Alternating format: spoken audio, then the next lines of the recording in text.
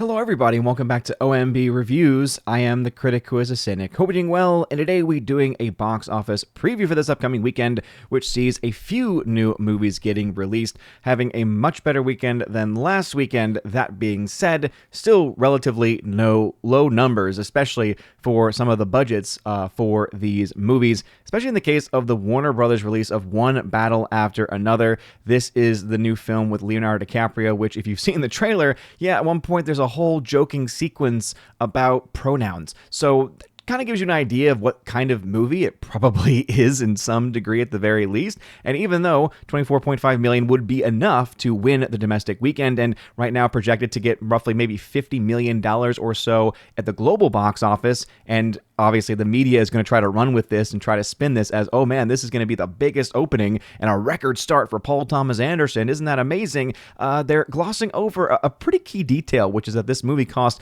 between like 140 to 150 million dollars to actually produce, which means this film has to make a lot of money to break even. We're talking north of $350 million just to break even. And based off of the starting point, even 50 million, even if that is the best that Paul Thomas Anderson has ever done, is still not going to be enough to set this thing on the trajectory that it needs to actually make money at the box office, right? Paul Thomas Anderson films are not really known typically for being big box office hits. So it kind of is a head scratcher as to why they would have spent this kind of money on the project. So unless they've got some deals with, international distribution, or unless they've got some plans to sell this thing off to Netflix or something like that, the chances of them making any money off of this are basically slim to none at this point in time. And it is Warner Brothers, and so they've already got their own streaming platform that this thing can go to, amongst other things. And so the chances of them having those extra ancillary, money-making measures not looking very likely. So let's just go ahead and dive into these numbers. And it's going to be interesting, too, because there is a second place movie, at least right now being projected by Box Office Theory to be a second place movie in a Universal adaptation. I believe this is a live action adaptation of an animated show. I've never heard of or seen this before. Obviously, this is for kids, but it's called Gabby's Dollhouse. So this film projected to make around $20 million. It'll be interesting because when it comes to the kids' movies, the family movies, if they have an audience, if they can, get word of mouth, if they can take off, they can usually do better than anyone could have anticipated. So we could see Gabby's Dollhouse actually compete for that first place spot. Again, only 4.5 million is right now being the difference in these two movies, at least according to early projections from Sean Robbins over at Box Office Theory. So it'll be interesting to see what that battle looks like throughout the weekend. But other than those two movies, everything else is just making single digits. So this is still a pretty bad weekend overall for the box office. So kind of continuing on that trend that we've seen all year, right? Unless it is one of those tentpole movies, and even the tentpoles haven't been all that impressive. Even the tentpoles have been lacking in many ways. There's just like there's one or two films that are really able to kind of break through in certain lights. It's still a pretty bad time at the box office right now. The number 3 film is projected to be Demon Slayer. So after a massive drop-off last weekend, it is expected to drop another 50%, but this film is still tracking pretty well internationally, and so we could still see Demon Slayer end up surpassing the entire box office for Superman. That's right, James Gunn Superman, the one that we were told is so good, is so important, great start for the DCU, and how Peacemaker's just going to continue that, and then Peacemaker did whatever the heck it did last night. If you've seen the most recent episode, you're like, oh, okay, this was the most predictable thing ever, and it's just totally modern Hollywood ideas, and God, it's more schlock. It's just more complete, utter garbage from James Gunn. But it would make me happy to see an anime do better than a Superman movie in 2025. I think that says a lot about the strength of anime, but also the weakness of modern Hollywood, especially when it comes to James Gunn and the DCU. But anyway, this film expected to make only 8.4 million domestically. So again, made a lot of its money already in that first weekend, and again, well over $100 million now at this point in time. But it's not going to get too much more than that because domestic audience, right, it's growing for animes. It had a good showing for Demon Slayer, but it's just nowhere near, other parts of the world in those capacities. The Conjuring Last Rites still holding on very well. This film has had very good holds for a horror film, for rated R horror film, especially 38% hold here. So this film is tracking to, possibly get upwards of $175 million here domestically. So we're looking at some pretty good numbers there continuing for that film. We have a new film from Lionsgate. Oh boy, the Lionsgate films.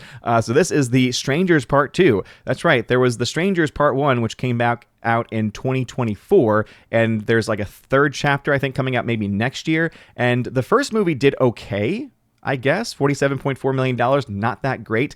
Production budget was $8.5 million. It made 5.6 times its budget, but it also had an opening weekend of $11.8 million domestically. It's only projected this time around to make 5.7, so it's expected to make half of what the first film did. And if that continues, if that trend line continues, and again, keeping in mind that the budget of this film is still on the low side, but still large enough to where you need to do a little bit more than that, yeah, this could actually end up being a box office flop for Lionsgate, which again is pretty standard for them as a company. Now, again, just like with The Long Walk we mentioned last weekend, sometimes Lionsgate does have these international deals, and so they're able to get some money back on the international distribution rights, things like that, the streaming rights, other things. So maybe it makes some money down the line. Maybe that's kind of their mindset is, oh, well, VOD sales will be really good, or, down the line sales will be really good. But overall opening weekend, when you're making half of what your first film did and you're trying to make a trilogy of movies, that's half your audience gone. So we'll have to wait and see, how well this thing does maybe down the stretch. But overall, not a great start being projected by Box Office Theory at the very least. Then The Long Walk, 29% hold there. So this film's actually been doing better than I think anyone anticipated. Him, in its second weekend, not surprisingly, Chris Gore described this as one of the worst films of 2025, gave it a 0 out of 10. And it seems to be showing at the box office too. It had a very low opening weekend and now is projected to drop 70%. So a horror film dropping 70% after a low weekend. Yeah, this film is donezo at the box office. We also got Downton Abbey continuing to drop as well. Big Bold Beautiful Journey dropping 51% in its second weekend, and Angel Studios dropping 68% with The Senior. And this is kind of, again, typical of the Angel Studios audience, right? You've got those hardcore fans that will show up every opening weekend for every Angel Studios movie, but it's just, again, not a whole lot of money there. They do produce their films with fan support, so it's really not much cost to them because of their subscription model and the people who can support their films right through this fan funding. But it's definitely not, I think, where they were hoping Angel Studios to be at this point in time. You would expect them to want to see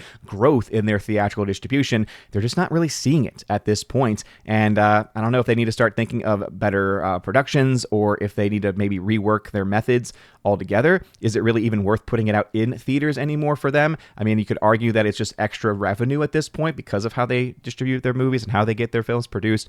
But again, you want to see these numbers a lot better than just that. Box Office Pro, of course, comes out a little bit earlier than the others. It's projecting one battle after the other to also have a range of 18 to 23 million. So again, still expected to be the best opening for a Paul Thomas Anderson movie. But again, does not really much, mean much when it comes to that massive budget that it has. Gabby's Dollhouse, 15 to 20 million. So again, could actually end up competing up against that if the kids and the families show out. It says that debuting on early Netflix 2021, Gabby's Dollhouse is the colorful animated live-action hybrid series. Okay, so it was a hybrid series there. Same creators behind Blue's Clues, it looks like, or at least one of them. For DreamWorks Animation, 76 episodes. The series core audience was age 2 to 7, and it comes to the big screen. Featuring 17-year-old star Layla Lockhart Craner alongside some familiar comedy faces with parents like Thomas Lennon, Jason Mantzoukas, and Kyle Mooney. Also, Kristen Wiig is also in there as well. So not really something that would interest me in any way, but yeah, you could end up seeing, right, especially that younger audience, Netflix actually has a pretty good user base as far as consistency. So yeah, maybe we could see some better numbers coming from Gabby's Dollhouse. Maybe it could actually even compete up against it. There's a toss-up for third place, right, it says, with a very low opening for The Strangers Chapter 2, and then Demon Slayer Infinity Castle potentially taking the number 3 spot up against that. That'd be interesting to see. Again, over on Box Office Theory, he does think that Demon Slayer will easily take that, and not only that, but also that The Conjuring will even beat that as well. Again, Box Office Pro sometimes doesn't get these things quite right. Box Office Report, the last of the prediction sites, says here one battle after the other getting 25 million. So again, maybe a little on the higher side there, but still not enough for that budget. Gabby's Dollhouse, $15 million, so not as competitive in this current tracking. Conjuring Last Rites getting that 7.8 million. They do have a bit of a battle between third place here on Box Office Report, with The Conjuring and Demon Slayer battling that out for third place. But guess who's not in that conversation? It is still not The Strangers Chapter 2. So that's looking like it's probably going to be a pretty bad opening. Him dropping still 67% on this chart. Long Walk holding, and Downton Abbey holding as well. If we go over to the charts, because we love charts here on OMB Reviews, just to give you some perspective. So the current estimated budgets for these different movies, right? For The Strangers, yeah, it's only an $8.5 million budget. That's very, very low. Like, these are movies that are made because they're expected to make a ton of money, right? You're like, okay, we make these for very cheap. We get even a decent box office run. We make our money back, we made some profits. When you're only opening, though, in the single digits, and you're making half of what your first film made, that is not a good place to start, right? This film needs to make around $25.5 million to break even. So if it's only going to start off with maybe 6 or 7 million domestically, yeah, you might be able to make some money back down the line, maybe if you have, again, those distribution deals or other things like it.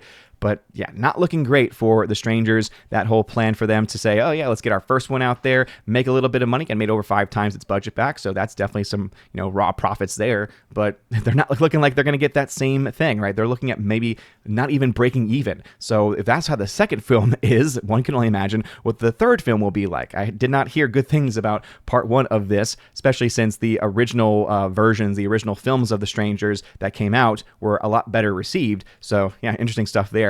From Netflix, we have Gabby's Dollhouse, right? This is the adaptation here. $32 million, so a pretty, decently sized, kind of like a mid-budget here. It needs to make around $96 million to break even. So opening in the $20 million range domestically.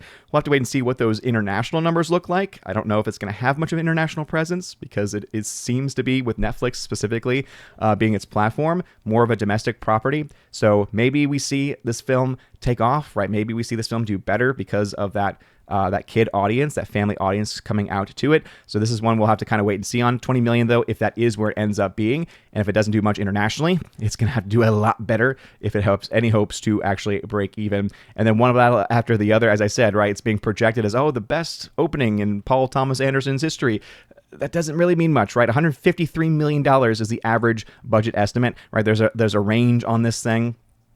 From something a lot smaller to something a lot larger than this. I think the most recent reporting had mentioned it, right, over at Deadline. They had mentioned it was like $140 million here. That's the number, at least, that they have for the film, right? $140 million swing.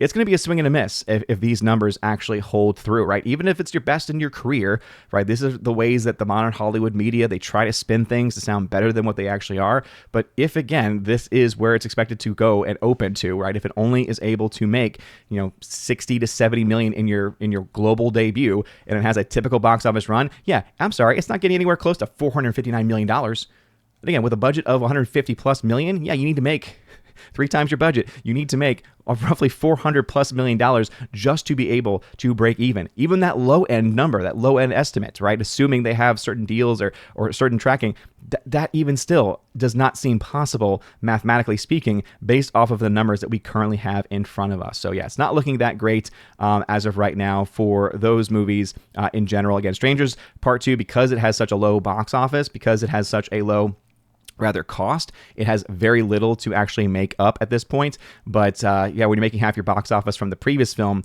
it does not look good. Some updates to the box office as far as things that we have in front of us. So Big Bold Beautiful Journey, still just not making much money there. So $63 million in losses, probably will end as a box office flop. The film Him should have been an easy win, should have been an easy film to make some money on, especially with a lower budget. It's not looking like that's going to happen here, with the film just apparently not being good, not getting good word of mouth, and it's basically done at the box office now, so that'll end as a box office flop there. Spinal Tap 2, also, unfortunately, still box office flop. Heard some decent things about it. Long Walk, it's not a great movie, but it's also not the worst film imaginable, and audiences are clearly not rejecting it in any way, and so $30.7 million there, so could actually end up breaking even down the stretch. Downton Abbey still going to end up being a loss that audience is going for, just is not interested anymore. Conjuring Last Rites continues to add to its overall profits. This thing has been quite an insane run for a rated R film especially.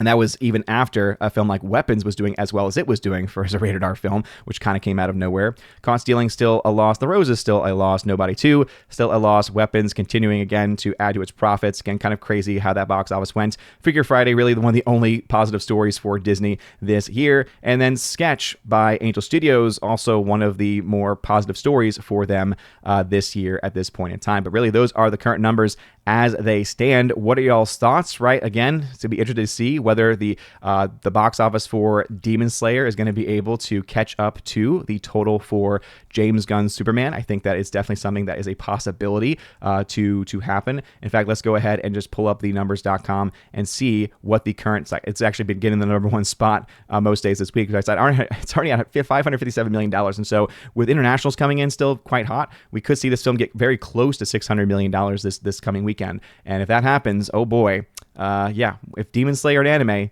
is going to end up doing better than a Superman James Gunn movie, I'm sorry. At this point, it's like, what arguments do you even have to say that things are just fine in the DCU? But those are numbers. Let me know your thoughts about this. Do you have any plans to see these newer films this weekend, whether it be The Strangers Part 2, Gabby's Dollhouse, One Battle After Another? Let me know your thoughts about these or anything else I mentioned in the comment section down below. If you like this video, make sure you smash that like button. Make sure you also smash the rumble button as well. You guys are all amazing and beautiful. Have a wonderful rest of your day, a blessed Friday, and as always, God bless.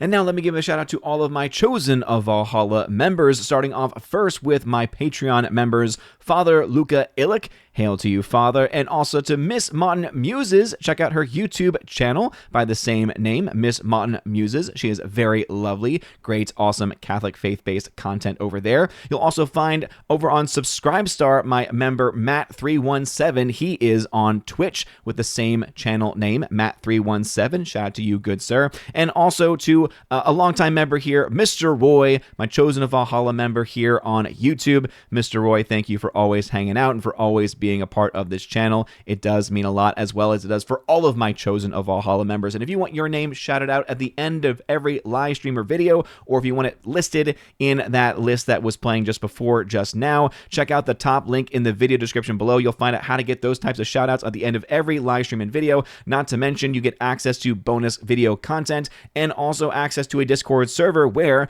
there are a couple of channels on there where I do giveaways every single month. In fact, I do multiple giveaways every single month. I try to make it so that I'm giving away Blu-rays and 4Ks that make up at least 4 or 5 different giveaways. Sometimes I have to put them in all towards the very end because back in the school session, of course, now means that I'm going to be a little bit more delayed there. But I know that I'm about to put on right now a giveaway for the film Ballerina, the 4K steelbook of that. I've got a couple of copies there, so I'm going to be putting that available along with a bunch of other films that I have just, again, gotten piled up over the last couple of weeks. So if you want access to things like that, if you want access to a great community, you guys seriously are all amazing and beautiful. Have a wonderful rest of your day, and as always, God bless.